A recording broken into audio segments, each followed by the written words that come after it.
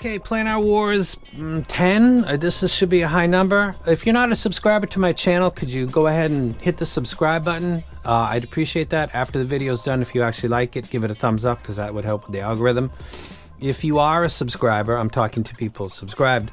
The Goldplanar, which is over 700, and the Letshuoer S15, which is over 300, will be given to a subscriber who comments below the unboxing of the S15. Both of these sets will go out there because they're being done in the same video.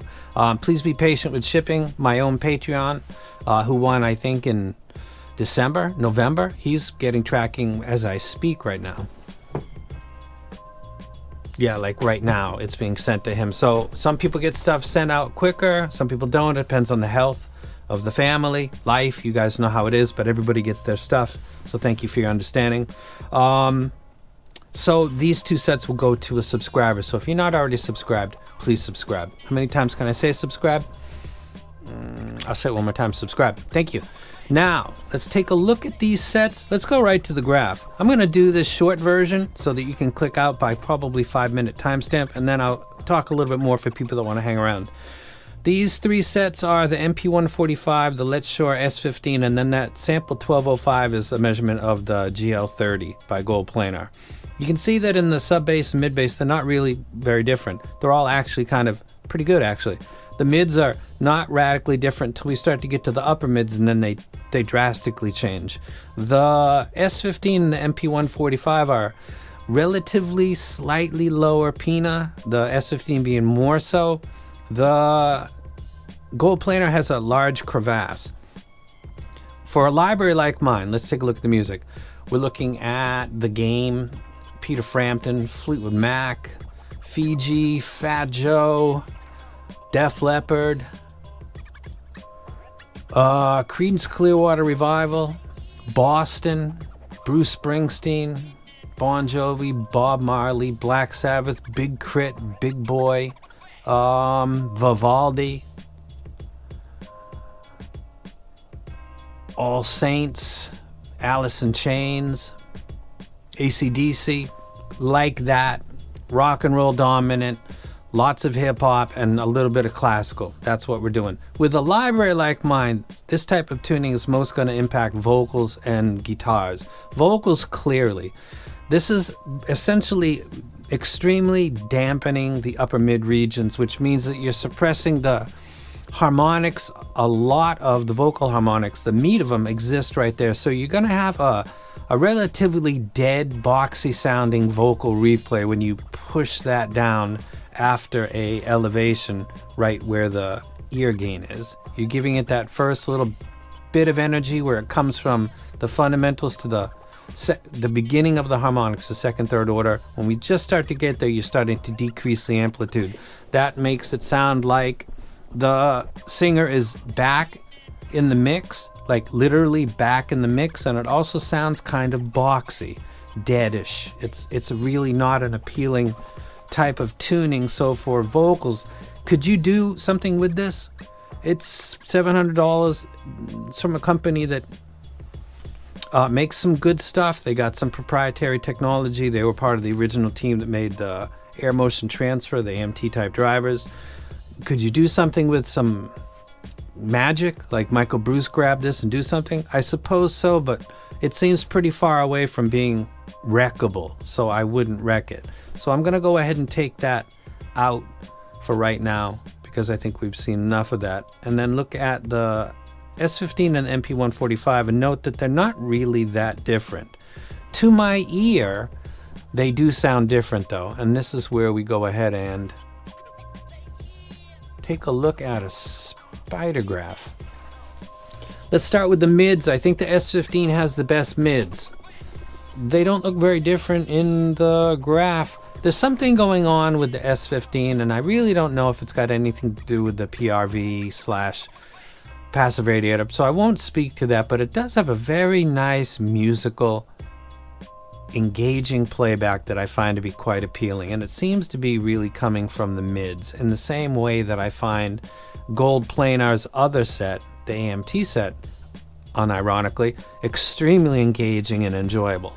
It's in the mids. It's where the vocals and a lot of instruments fundamentals exist, and as it carries into the first, the second, third, fourth, fifth, there are no first.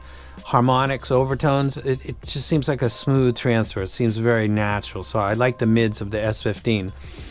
Treble the same, resolution the same. The stage of the GL30, even though it's extremely wonky overall, if we're talking about just something that seems like unnaturally spacious, for some reason the GL30 is the one that sounds wild, and it's way out there, like all around you. I don't know what that's kind of what you get for that tuning at the cost of musical accuracy. So I don't know that it's really, I don't know what the point is. I think the overall tonality of the S15 is the best. And again, it's down to the mids. I think the value is the MP145 because it's, I think, about $199. So we're talking about $150 or at least $100 cheaper than the S15. So I would personally take the S15 over the MP145, but is there a clear reason for you to spend an extra $100-something to get the S15 or the MP145? Not really, no. They're both good sets. And the bass, I would say the MP145 just seems like it hits a little bit harder. Again, the S15 is a mid-centric set, so I'll go ahead and that's pretty much it if you want to check out. I don't wreck the GL30, but it is an expensive set, so if you were to win it in the unboxing channel, you could maybe turn it over on another market that's... Some people don't think graphs really mean much, or they think it's damaging to the hobby because people extrapolate way too much assumption and info that's not actually really there. Again, this is really going to tell you tonality. It'll tell you if something's warm, if something's thin and lean because of the mid-bass tuning, if something's dark because there's not really anything going on in the treble, something is shouty, the upper mids are exaggerated or abrupt. Those type of things, tonality is what a graph will tell you. It will really not say anything else. And even that is sometimes a little bit different from most people's interpretations using their musical library. They sometimes go against what the graph would indicate, or at least go away from it a little bit. So there's that. So Goldplanar, I can't give it the rec. The Letshuoer, if money's not a problem for you, sure. If you got the MP145, and everybody knows what went on with me and them, but again, this is about musical replay. If you got that set and you like it, I wouldn't see a reason why to move away from that at this stage. I don't. If you got lots of money, you love your mids, you like your musicality, I do think the S15 is a better set.